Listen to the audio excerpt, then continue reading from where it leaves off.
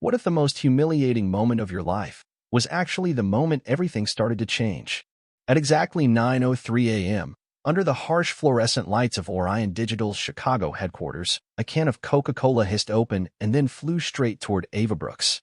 The brown liquid exploded across her navy blouse and soaked her curly hair, dripping onto the financial reports she had worked on all night. "Oops," sneered Madison Clark, the marketing director, flipping her blonde hair with theatrical flair. "Thought you needed a little refresh?" Laughter erupted behind her. "Look, everyone, diversity just got baptized," shouted Tyler Griggs, a junior strategist with more arrogance than experience, as he filmed on his iPhone 15. Beside him, Lily Hahn from HR giggled while texting, hashtag quota queen finally cracks. Ava stood frozen. Soda streamed down her face, but her expression didn't flinch. She was the only black woman in the entire department and had been since day one, 6 months ago. Each of them had taken turns undermining her, mocking her education, her background, her silence. Madison stepped closer, the scent of overpriced Chanel perfume mixing with sticky Coke. "You just don't know your place, do you, Ava?" Ava calmly reached for her phone. She didn't yell. She didn't cry. Tyler smirked. "Gonna call your rideshare boyfriend in the Bronx?" Ava didn't answer. She sent one text. Just one. 10 floors above, in a penthouse conference room none of them had ever seen, a security team received that message. And a man in a Tom Ford suit stood up. 12 minutes after Ava Brooks sent that single message, something changed in the atmosphere at Orion Digital.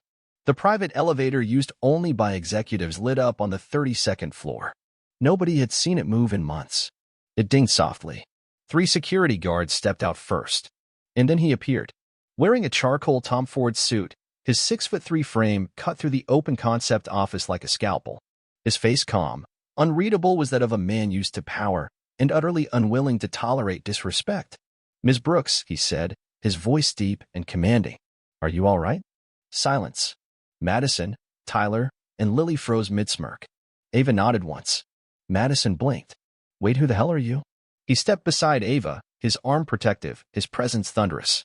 "I'm Roman Sterling," he said coolly, majority shareholder of Orion Digital. Tyler's phone clattered to the polished floor. Lily's thumb stopped mid-text. This is your company?" Madison stammered, her voice suddenly dry. "No," Roman replied. "This is our company. Hers and mine." Everyone stared. Ava Brooks, the girl they called quota filler, ghetto graduate, diversity hire, was married to Roman Sterling, one of the most powerful tech investors in the country. "I trusted this office to operate with professionalism," he said, eyes locked on the trio. "Instead, I walked into a circus." And then he turned to security. "Remove them. Immediately." They thought she was just another quiet employee. But Ava Brooks was about to show them what a quiet storm looks like. As Madison, Tyler, and Lily stood frozen near the glass conference room, security guards looming behind them, Roman Sterling remained silent until Ava gently placed a slim black folder on the table. Inside were printed emails, screenshots, even audio recordings. "For 6 months," Ava said, her voice steady, "I documented every slur, every stolen idea, every joke you made behind my back." Madison's face drained of color. "This is ridiculous." Ava clicked a remote. On the main screen, a WhatsApp group popped up, Apex Elite Chat. Messages from Tyler read, "She's back again with her Harvard Light stats. Someone call her Lyft." Madison had commented, "Public college equals public attitude." Lily stared in horror as her Instagram stories appeared, one showing Ava eating lunch alone, captioned, hashtag diversity with no friends. That's private." Lily cried. Roman folded his arms. "So were the files you deleted from her computer." Gasps rippled across the room. Then came the final blow. Ava pulled up the blueprint for Project Helix, a proprietary data tool she had built quietly, entirely on her own. A project now valued at $38 million. A patent already filed. The legal advisor from Sterling Ventures stepped forward. Project Helix was signed over to Sterling Enterprises last week. All profits will fund a scholarship program for young black women in STEM. Starting today. Tyler whispered, "You can't be serious." Ava turned to him. "You mocked me for being quiet. You mistook silence for weakness." She looked at the screen filled with evidence. "But I was just giving you enough rope." The silence in the Orion Digital conference room was no longer awkward, it was radioactive. On the screen, the words Project Helix, proprietary AI predictive analysis, developed by Ava Brooks, shone like a spotlight no one could turn off. Madison finally found her voice. "Wait, you built this?" "Yes," Ava replied, her tone as sharp as glass. "During the nights I stayed late while you all went to rooftop happy hours to make fun of me." Roman added coolly, "Sterling Enterprises acquired exclusive rights to Project Helix last week. It's projected to increase client retention by 47%, and it's now valued at $38 million. Lily gasped. But that was a joke." "We were just joking." Ava stepped forward, calm but commanding. "You joked. I documented. And then I turned that pain into something useful." She pointed to the next slide. The Brooks STEM Initiative, a full-ride scholarship fund for underrepresented girls in tech, seeded by the licensing revenue from Project Helix. "The three of you own shares in this company," Roman continued. "Effective immediately, they will be liquidated. The proceeds will fund the first 100 scholarships." Tyler turned red. "This is theft." "No," said a voice from the back. It was Darren Kim, a software engineer no one expected to speak up. "This is justice. You bullied her every single day, and she still did more for this company than any of you ever have." Security took a step closer. Ava grabbed her laptop. "I was going to quit today," she said, her eyes meeting Madison's. "But instead, I think I'll stay and rebuild this place without you." 6 months later, the grand chandelier of the Chicago Civic Opera House sparkled as every seat filled.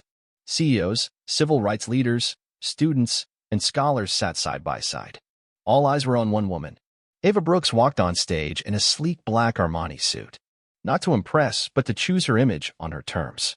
"When they threw Coca-Cola on me," she began, her voice firm and resonant, "they didn't know they were watering the seed of a revolution." Behind her, a screen came alive with stories. 113 black girls now enrolled in top tech universities: Harvard, Stanford, MIT, on full rides from the Brooks STEM Initiative. Many were the first in their families to ever attend college. The crowd erupted in applause. But the documentary that followed stunned them into silence. It revealed everything. Madison's attempt to sue Ava for defamation thrown out due to overwhelming evidence. Tyler, now delivering food for an app company. Lily vanished from the digital world, reportedly writing apology letters that would never be answered. Then came the kicker. Ava had used the same hostile environment to finalize Equihire, a revolutionary AI platform designed to detect systemic bias in hiring practices. In just 1 quarter, the platform had generated $180 million in revenue, all of it invested back into educational equity. Now implemented by Microsoft, Google, and Apple, Equihire became a global gold standard. Ava paused, eyes scanning the crowd. "They called it revenge," she said, her voice calm, unshaken. "I call it justice that builds, not destroys." As she stepped down, a standing ovation followed. But the movement wasn't over. It was only beginning. The sun dipped low over San Francisco as Ava Brooks prepared to board her flight to Tokyo. The past few years had been a whirlwind, weeks filled with meetings, speeches, and fundraisers, but this trip was different. She wasn't just another keynote speaker. She was there for something far more personal. The elevator doors closed behind her as she entered the private suite in the airfield tower. Ava's thoughts shifted to a simpler moment, a brief memory from the days after the Coca-Cola incident. She'd walked into a coffee shop in Chicago, overwhelmed by the weight of everything. And there, a stranger had handed her a can of Coke with a smile. "I think you need this," the woman had said, handing over the very symbol of her public humiliation. At the time, it had felt like a slap. But now? Now, it felt like the beginning of a new chapter. And that chapter would change more than just her life. As she reached her destination, Ava found herself standing in front of a crowd once more. This time, however, the stakes were higher. Tokyo was not just a city, it was the heart of a new initiative she had worked tirelessly to build, the Global Justice Network. The goal was simple, but daunting: to unite the tech and social justice worlds, using innovation to reform biased systems across every industry. The mission was already underway, backed by corporate giants who had once been her opposition. But Ava knew that real change, the kind that could rebuild what was broken, wasn't about toppling systems. It was about forging something new, something better. "I didn't seek this," she spoke to the crowd, her voice unwavering. "But I will finish what was started. This is our moment to show the world that justice builds, and it's something we can build together." As the crowd erupted into applause, Ava's eyes drifted to the small, familiar symbol on the stage, a can of Coca-Cola. The camera zoomed in on her, and the final moment of the speech echoed in her mind. Justice builds, not destroys. The journey had only just begun. 1 year after the incident that started it all, the Global Equity Summit in New York City opened with a single spotlight illuminating the stage.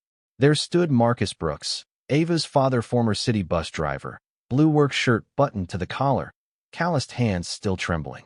But in them, he held something that silenced the 3,000 attendees. The Nobel Peace Prize.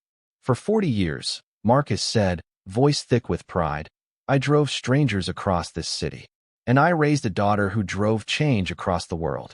Tears welled in the eyes of audience members, among them Fortune 500 CEOs, scholars, and the first 1,000 recipients of the Brooks STEM Initiative, now students at Yale, Georgia Tech, Berkeley. Ava Brooks, standing beside her father, simply nodded. It wasn't about revenge. It never was. The screen behind them flashed images of what had once been the Orion Digital headquarters, now transformed into the Brooks Institute for Ethical Technology, where underrepresented youth coded the tools that would shape tomorrow. And yet, not everyone had moved forward. In a quiet podcast with barely 200 listeners, Madison Clark tried to rewrite history.